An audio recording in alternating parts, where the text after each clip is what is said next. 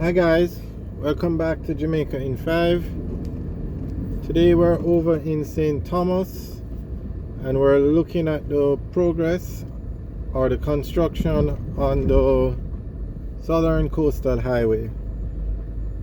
So this is another section of the highway that's under construction. A lot of times persons refer to this road as the St. Thomas Highway or the Portland Highway, but its official name is the Southern Coastal Highway, and it's going to connect Portland to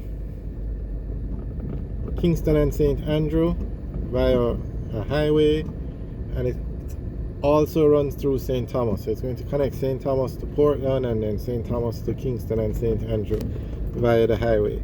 So that's probably why some persons refer to it as the St. Thomas Highway or the Portland Highway. But the Southern Coastal Highway is a part of the Highway 2000 project. So let's take a drive on the highway to see how far the construction has reached. Alright, hope you enjoyed the video. Remember to like, share and subscribe.